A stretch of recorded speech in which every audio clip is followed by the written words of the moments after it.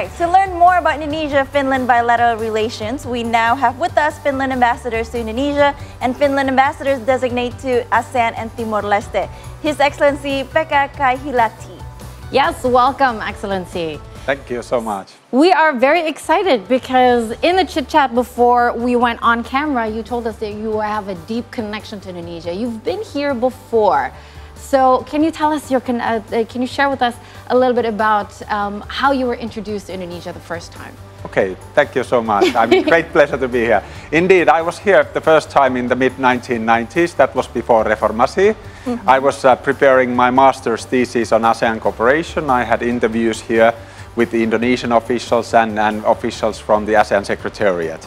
And at the time I already traveled to Pulau Seribu because I only had the weekends for leisure.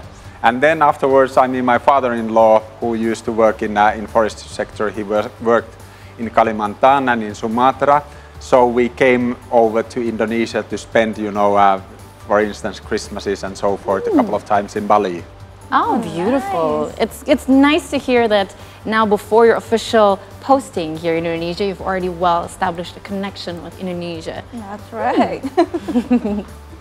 Now, bilateral relations between Indonesia and Finland were first established in 1954. Now, Finland has even had a consulate in Batavia since 1923 during the Netherlands East Indies era. So, how does Finland see this long-lasting relations and current ties between the two nations? Despite the physical distance, which we have to admit is quite huge, we have always felt a very good relations and a desire to strengthen these relations. We feel that we have, despite the physical distance, we have a lot in common. To start with, basically, we are both maritime countries. We are both, you are an island country with huge archipelago. We are, practically speaking, an island because 90% of our trade goes via sea. And we have lots of islands too. We have, in fact, over 50,000 islands. Wow, okay. So there's a lot in common. And in your experience toward the years, you know, learning about and also, you know, leading it right now, the relationship between Indonesia and Finland, which sectors have the relationship between Indonesia and Finland flourished so far? Is that a whole wide range of sectors? But as you mentioned before, we do have a lot of similarities. So where in all these years since 1954 have our relationship flourished? Yeah. Economically speaking, we have three main sectors for cooperation and interaction. To start with forestry. I mean, I don't have to describe the situation here in Indonesia, but in Finland, I mean, our country too is still 75% covered by forests.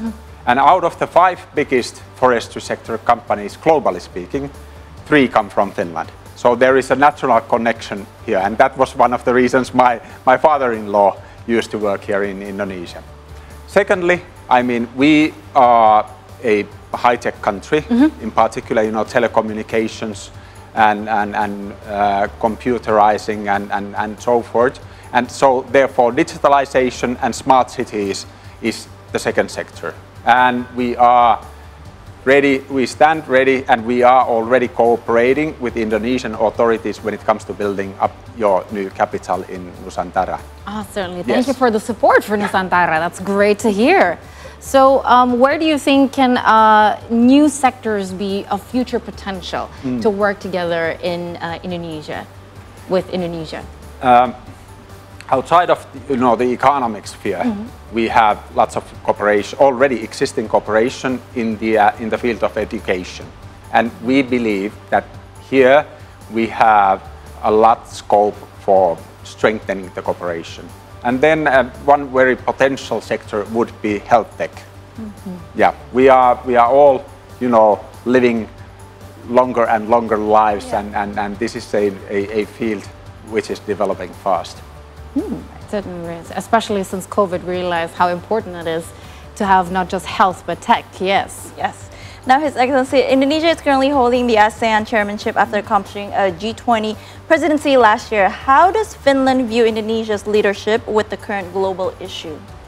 we have very high expectations to this effect. I mean, here is one sector where we share the same views and goals and objectives. Both countries rely on a rules-based international system. We have both benefited a lot from it. Rule of law and rule of international law is very important to us. So we want to see, and we have seen, Indonesia upholding these values.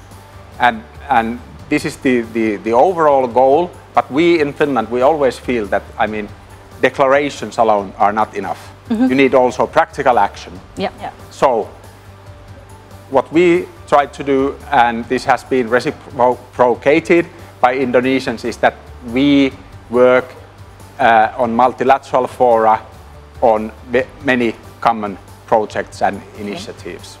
Oh, that's certainly very interesting. Could you perhaps share on some of the initiatives that you know that Indonesia and Finland has collaborated on when it comes to upholding our similar values? One of the main sector has a kind of you might use a code word peace for I like that code yes, peace. I mean it's security related things such as in particular arms reduction and arms control on the one hand.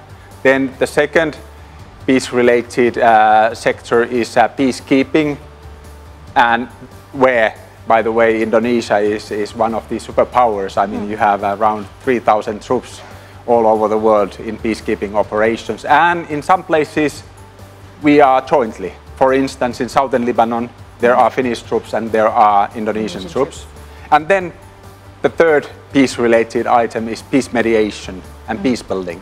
And here we cooperate practically, and we also promote these things on multilateral fora, in particular at the United Nations. Okay, this is certainly really interesting. We've talked about peacekeeping, and when we talk about peacekeeping, we have to look at the current climate geopolitically, of course, in the world, and the dynamics now. How does Finland regard its latest ascension to NATO as the newest member?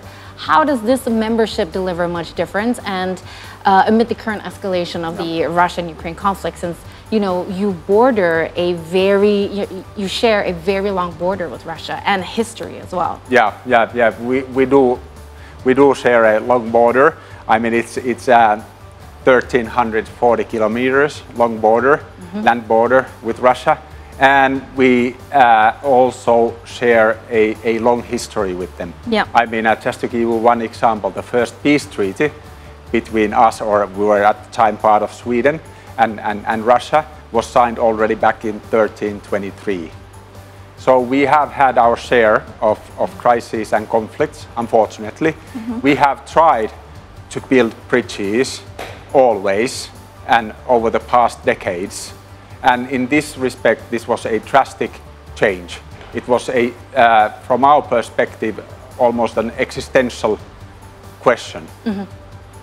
From the time of the Second World War, the time when Indonesia gained independence, and we ourselves had been only 20 years independent, we had stayed outside of any military alliance. And we would have definitely wanted to stay that way.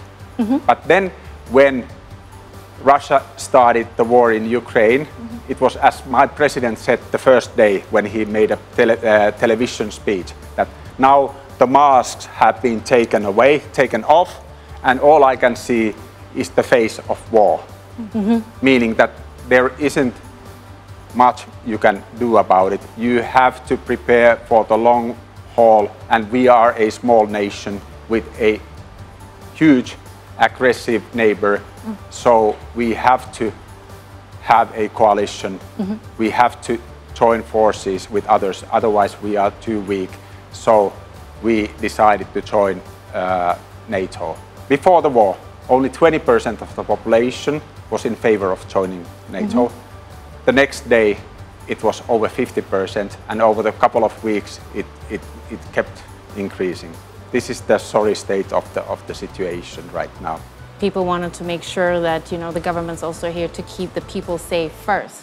Yes. Very understandable. But understanding everything that is happening in the world. So of course, we have to understand what we love about the shared value that we have is sovereignty and decisions that are of each country's outside of this conflict needs to be respected. And thus, I think now we want to talk about Finland. We want to get to know Finland a bit more. I have Finland on my bucket list. Right. And we have Finnish books, and we've been exposed to a lot of things for Finland. Our first phones were probably Finnish. So, Jani, do you have something that you wish to know about Finland? Yes, so we would like to learn about sisu. Oh, yeah. Which we found to be loosely described as a Finnish concept regarding stoic determination, tenacity of purpose, grit, bravery, resilience, and hardiness, and is held by Finns themselves when expressing their national character. So, can you explain more about this so we can learn more about Finland and the spirit of the Finnish people? Oh, you posed me quite... Is sisu what drives this change as well? It is. It is. It is. I mean, but I mean, this is real hard question. I mean, because sisu, you can't directly translate it into English. I mean, sauna is a lot easier because everybody knows it's not an abstract concept, right? Yeah. You know what sauna is. But sisu, it's an abstract concept. It's basically multifaceted thing. It's basically you have psychological strength, you have resilience, and you have will, sometimes even stubbornness to kind of achieve what you have decided to achieve or overcome obstacles, even if they first feel that they are insurmountable. So whatever you decide on, whatever happens, you keep going, you have to achieve it. We say that with sisu, you go even through a big rock. Like you don't give up, right? Sisu moves the mountain. Precisely. So another very interesting, I feel, is that it is no secret that according to a lot of statistics, a lot of reports, a lot of articles, Finland is, if not the happiest country in the world. Can you share with us the secret on becoming the world's happiest country? What makes a country the world's happiest country according to your eyes? I think it's the happy people like him. Yeah, exactly. He's like always happy. We want to know how Indonesia can become also a very happy country by standard. We are friendly, yes, but are we happy? We want to learn. Yeah, it's a multifaceted concept, and I have been studying this survey, and I found that in some dimensions, Indonesia is even happier than Finland. In particular, when it comes to sort of support people, give each other. And so forth. Precisely. Gotong royong. Precisely. You took the words right out of my mouth. But overall, this survey, it kind of surveys the functionality of the government, how well the society works on the one hand, and secondly, what is the satisfaction of the citizens? I mean, whether they feel that this society and its institutions serve them well, and this is basically the reason we've been rated as the happiest country in the world. It means many things. It means that you have free and good quality education.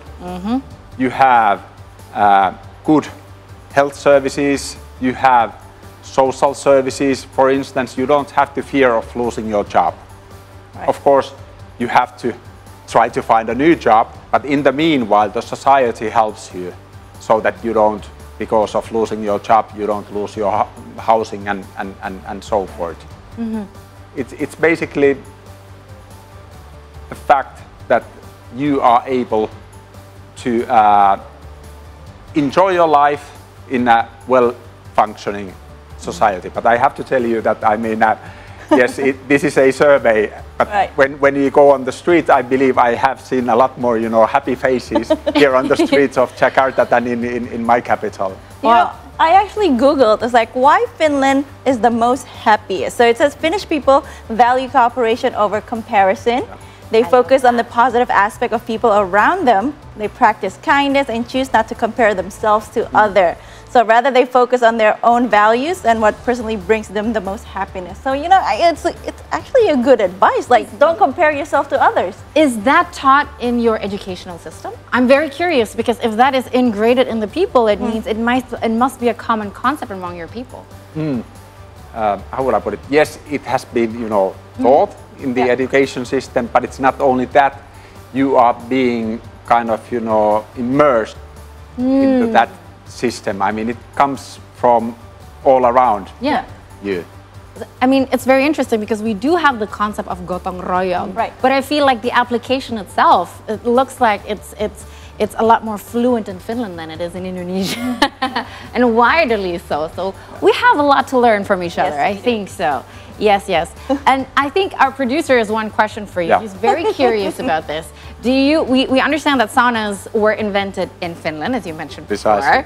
And have you found an ice bathing as well? Yeah. I know that ice bathing is impossible here in Indonesia unless you have a bucket of ice. Yeah. But saunas, have you found any saunas here that are on par of standard with the one that you have in Finland? Talk to us about that. I have found a few saunas, a couple of saunas that are pretty okay. Let's put it like that. But then, I mean, the climate here is such that, I mean, you don't need. precisely. You got it. I mean, in Finland, I used to go to sauna, you know, 3-4 times a week. Here it's like, perhaps once a month or so. That's enough. Well, you know, Excellency, thank you so much. And one thing that I wanted to share that is on my bucket list to see, definitely while I am still alive, and I will take my kids with me, is the Aurora Borealis. That is definitely there in Finland. And when do you think is a great time to see it? Probably sometime March, April. That would be the ideal. The ideal. Yeah, because you need dark nights. You need, otherwise you don't see them. And at that time, it's not any longer too cold. And you have long days. Yes. Excellency, thank you so much for coming. And thank you for the tip. I'm noting it down. Saving up to go to Finland to see the area of the Borealis. Aurora Borealis. Aurora Borealis, that's it, right? So, Excellency, thank you so much for coming. Ladies and gentlemen, that was the Finnish ambassador to the Republic of Indonesia's Excellency Pekka Kaihilahti, right here on See Today. So hopefully we get to interview him more in regards to more corporations from Indonesia and Finland. We're going for another break in the meantime. And after the break, Hans will deliver some economics and business updates in the next segment. So please don't go anywhere. Thank you.